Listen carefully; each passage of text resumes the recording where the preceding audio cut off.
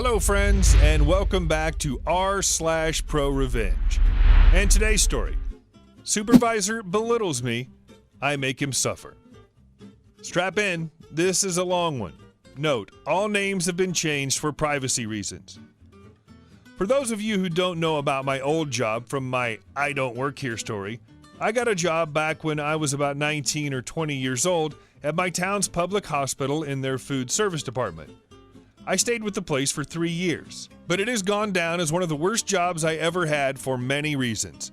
Bitchy nursing staff, insane hours, overworking me and coworkers, and just overall a very toxic work environment. I went in as a socially awkward girl with no spine for conflict or standing up for myself, and came out a much stronger person because of this place. But there is a particular series of events that led to that. Let me set it up for you. My official title was Food Service Aide, or AIDE for short.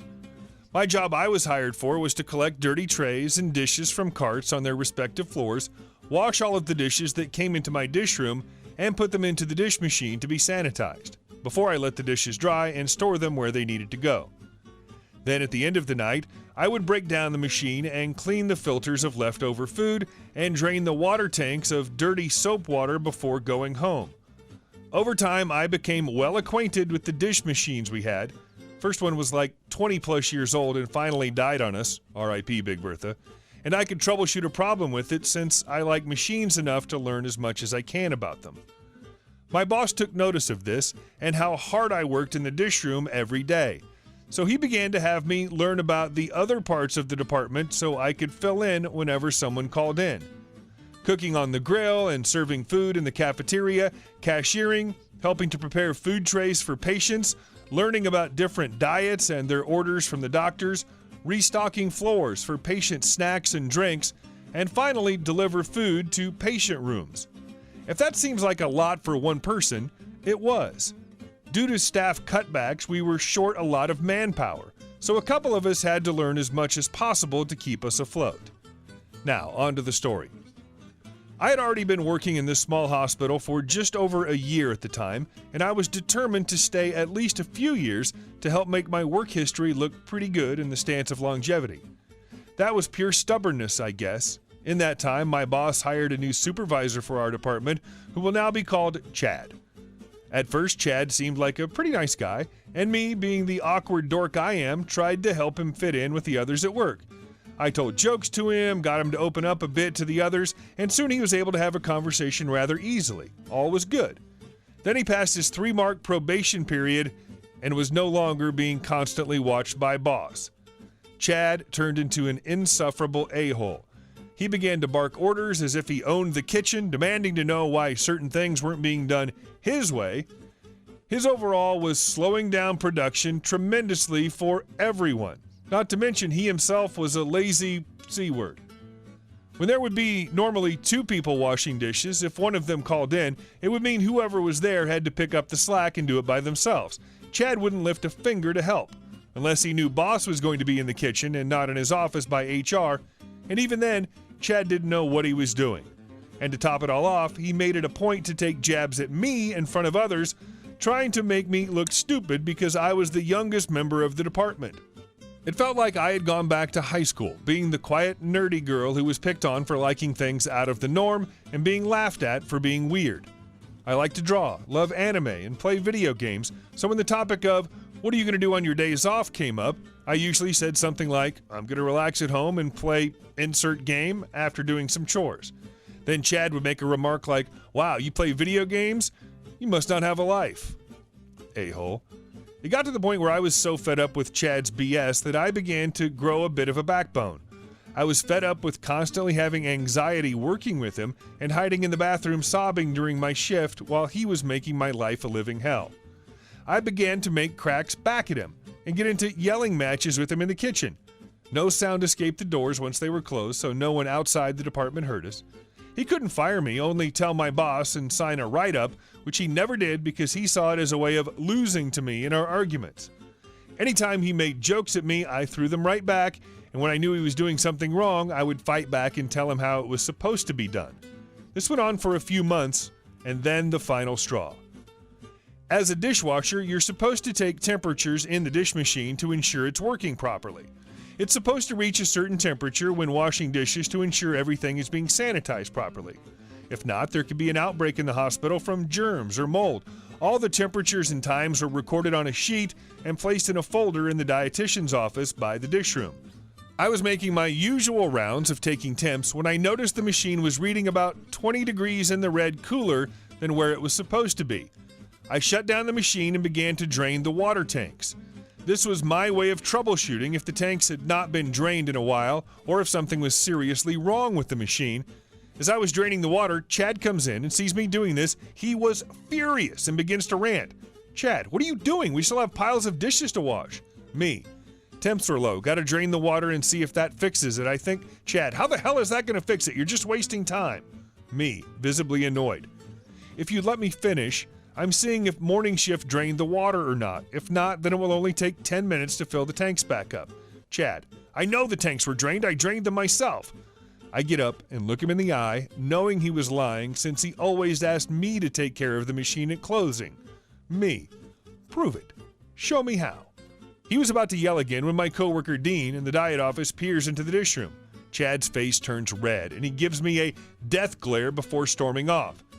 I continue to work on the machine, and once the tanks refilled, I initialed all of my temps and times on the sheet before returning it back in the office. The day goes by, and after a hellish time on the floor serving patients, I was in the middle of my cleaning duties with the cook and Dean. I get called by Chad saying that the boss wanted to talk to us. So, after making sure the dish machine was cleaned, I walk with him to the boss's office. There, boss begins to tell me that Chad had given him evidence that I was slacking on my duties and that I was not taking temperatures like I was supposed to for the dish machine. He said that, thankfully, Chad took the temps, but if I wanted to keep from getting into trouble and keep the department from getting into legal trouble, I needed to step up and be a team player. He said that I was getting a verbal warning, but if I did this again, I would receive a write-up or possible suspension. My jaw hits the floor, and even though Chad is smiling smugly in the corner, I choose not to argue with my boss and head back to the department, defeated and fighting back tears. I was sure that I took the temps, and when I checked the book, I was shocked to see what I found. My temps were still in there and the times I took them, but the bastards actually photocopied the page, whited out my initials, and replaced them with his initials. He then traced over the pre-existing handwriting to make it look legit with his initials. He made it look like I had not taken temps all day during my shift. I racked my brain wondering how the hell he could have gotten away with it with no one noticing. Then it hit me. He must have done it in the diet office when no one was around due to dinner trays being made under the dietitian's supervision. I was pissed, and I began to bide my time for an opportunity for revenge. It came about a month later. Now, since we are a hospital in a small town, it was normal for us to get catering orders for the members of HR and upper management when they had meetings upstairs.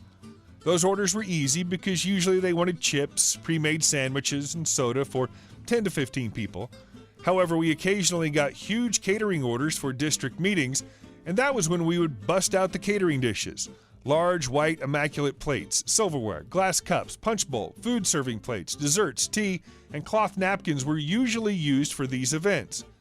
And even though it was a lot more dishes for the understaffed aides, it was pretty simple. This particular order was for the CEO, his workers, HR, doctors, head nurses, and the higher-ups who owned the hospital's contract. The estimated amount to be served was about 150 people, since many members of the board were going to show up as well. Usually we got the huge orders a week in advance, so the supervisor can arrange for schedule to have more bodies on deck to help. Chad, of course, schedules only me to be the afternoon dishwasher, meaning I had to clean the dishes for the entire hospital and the catering order. This was my chance for revenge. As always, Chad didn't lift a finger to help me in the dish room, and the entire room was completely full of dirty dish carts from the floors.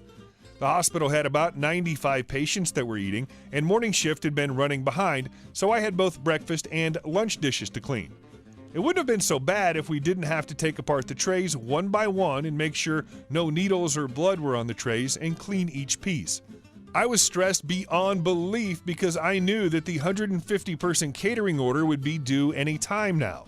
But I kept myself calm and tried to keep doing my job. A few hours go by and Chad calls out to me to shut off the dish machine, it was very loud, and tells me to go and pick up the catering order. Instead of arguing with him, I decide to do it, and asked if he was going to help me. He gives me a crap-eating grin and says, "I have better things to do. You can do it alone." Perfect. So despite me being exhausted, sweaty, and having a wet uniform from my dishwasher apron with holes in it, I made my way to the management floor. I scope out the damage and I realize I'm going to have to make 2 or more trips across this hospital to clean this up. I begin to pick up the dishes in the meeting room, take off the tablecloths, and stack them on one of the 2 long carts. While I'm about to clean up the food serving table, I look over to see the door that led to the HR office was open slightly, and a few women were laughing and commenting on how good the pork roast was at the meeting. I knew they were within earshot of me. It was showtime. In this moment, I was thankful for being clumsy and having sprained my ankle so much growing up because this was easy to do.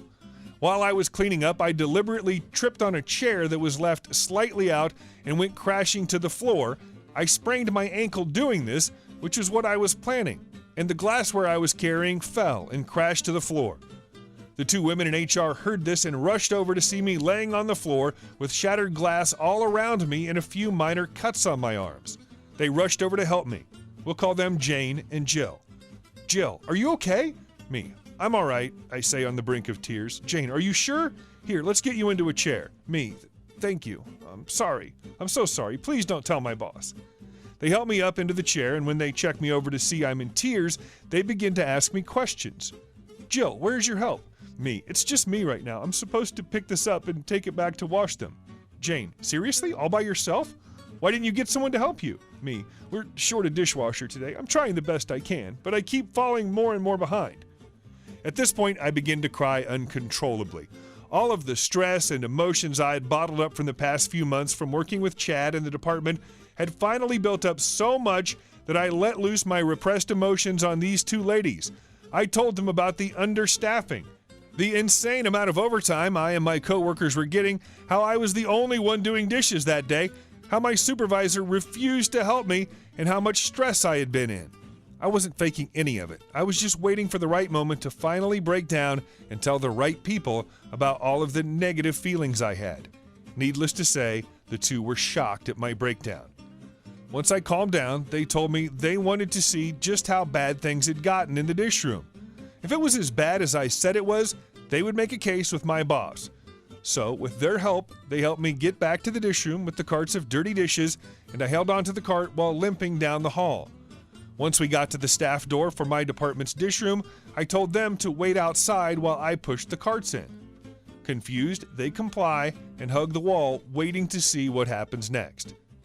I slipped into the dish room with the carts like nothing had happened, and Chad comes in and glares at me. At this point, the room was completely full of dishes, carts, and now 2 catering carts that took up a large amount of space. You could barely walk through the damn place. We then begin our normal yelling match, all while the door was left slightly open behind me. Chad, about time you came back. What took you so long? Me, I was picking up an order by myself. What did you expect, Chad? Chad, I was expecting you to do your job. Clearly you can't. Look at all these trays. Me, I just picked up and began to work on lunch when you told me to go get the catering. Did you do any of these while I was gone? Gesturing to the room. Chad, no, I have my own work to do. You're just too slow. Me, how the hell am I supposed to wash dishes when I'm picking up the catering order? Chad, not my problem. Do your job or you'll get a write-up. With that, he leaves and I go back out to meet with Jane and Jill. Their faces are filled with anger and disgust from what they just listened to, and they reassure me that this was going to stop. Now, we walk together back into the management floor. As I limp into the boss's office behind them, the 2 ladies began to go off on him about Chad and what he had been doing. Confused, boss had no idea what they were talking about and looked to me for an explanation. However, Jill and Jane told him to follow us and we walked back to the department. At this point, my ankle was throbbing with intense pain since I sprained it pretty good. When we got to the dish room and opened the door, my boss was appalled at the amount of work that was left for me, and when he heard that there was no second or even third backup dishwasher scheduled, he almost lost it. He called for Chad and the 4 of us waited in the dietitian's office. While we waited, I told him I didn't want him to lose his job over this, but I wanted him to know how I felt being left with so much work. I really felt this way, but a huge part of me just wanted to see him suffer. When Chad walked in to see me and 3 powerful people with me, his face turns pale. But his normal crap-talking face is replaced with one of fake concern and confusion. Though his act fails, his boss began to demand why he didn't schedule someone to help me. He told boss he had been helping me as much as he could today, but Jane and Jill stop him and repeat what he had told me. Boss is disgusted and he looks to Chad after discussing the situation more. Boss: this is what's going to happen. OP hurt herself cleaning up the catering, so she's going home for the day and will be off for 2 days. Chad: she can't go home, we're short-staffed. Boss: but that was your fault, not hers. She's not going to suffer because you screwed up. Chad: but, boss. Also, I don't care how much overtime this accrues, you are staying after. Chad: what for? Boss: tonight, you're going to be the dishwasher, all by yourself. You're going to wash every single one of those dishes and the catering order. And since it's almost time for dinner to be served to patients, I guess you will be doing those too. And if you leave anything for morning crew to clean up, and if the department isn't clean like it's supposed to, consider yourself fired. Once he said that, I was sent home for the day, and the 3 continued to tear Chad a new one as I limped out the door. When I got back to my car, I was smiling so much that my cheeks were hurting all the way back to my house. Epilogue. After I got back from my 2-day break, I noticed that there were empty slots on the schedule that said new hire, but no hours. It seemed that after the talk, HR decided to grant us a new hiree slot to help with our understaffing, but the slots were still empty. I also found out something that was just icing on my beautiful revenge cake. I found out from Dean that Chad had to stay until about midnight cleaning the entire load of dishes that he let pile up on me. And the next day, he even helped the one person he scheduled for morning dishes to clean up breakfast, since he scheduled himself to work the morning shift. But the cherry on top was that when there were large catering orders, Chad had to set up and clean up the orders from then on, since he was convinced it could all be done by one person. So when he was cleaning a large catering order by himself in the dish room and I walked by about to get ready to serve dinner to the patient rooms, he stops me. He asked me if I minded staying back to help him, since there was so much of the catering order left to clean up. I smiled and said simply, "Not my problem. Do your job." Boom. Seems we've come to the end of our story, so thank you very much for listening. I hope you enjoyed it, and if you did, be sure to leave a comment, like, and subscribe. I really appreciate it. And see you soon.